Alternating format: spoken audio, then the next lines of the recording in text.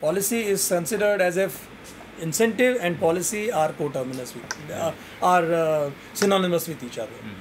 So, and secondly, this policy needs to be ultimately rooted in something.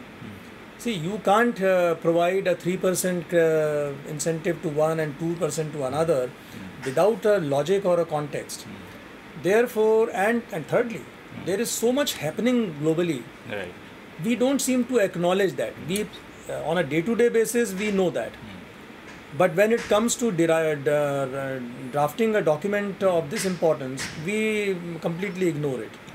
So the whole idea was to create a state-of-the-art document which will give you a sense of where we are and where we propose to go. First of all, we still don't have deep pockets. We cannot offer subsidies of the kind which some of our trading partners have given. So recognize that. Two, I mentioned about the whole remit of the subsidies agreement, and we need to recognize what is the reality of law and our commitment. So within this framework, we will have to adjust ourselves. And in order to adjust, some point in time you must do away with all this. I'm not saying it will be at the end of this 5 year, but clearly I am indicating that you must prepare yourself for a gradual phase out. See, two things. One is, yes, this is challenging because our exports have shown sustained negativity in the last few months. But the second thing I don't consider as a negative thing, because actually if we play our cards well, even without being members of these mega agreements, we can get benefit out of them. We need to strategize our relationship appropriately. That is something which I cannot speak everything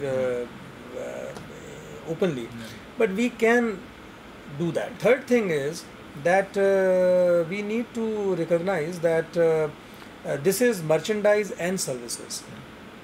900 billion target is for merchandise and services, and we have deliberately not divided this is merchandise for a simple reason, because we hope that services must play a bigger role now. Manufacturing will of course play, services will also play a bigger role, and we hope that the rate at which services are growing will be faster. See, there are two things. First of all, the agreements are all a given. I cannot, through the trade policy, I cannot do or undo the advantage or disadvantage. So what we have tried to do is, one thing is that we have ranked all the FTAs in the category where we give the highest incentive. So this whole dilemma of our industry having not been able to use FTAs enough can be dealt with. Because now you have an incentive in that FTA country. Now there was a lot of argument that on the one hand the exporter is getting an advantage of the lesser duty, on the other you are incentivizing. There can be an argument. But we decided to err on that side, because we said let him take the advantage of this, and yet let him give the incentive, because ultimately we have not penetrated that market. One reason was that we expect that Australia and New Zealand agreements will be negotiated faster than what we thought.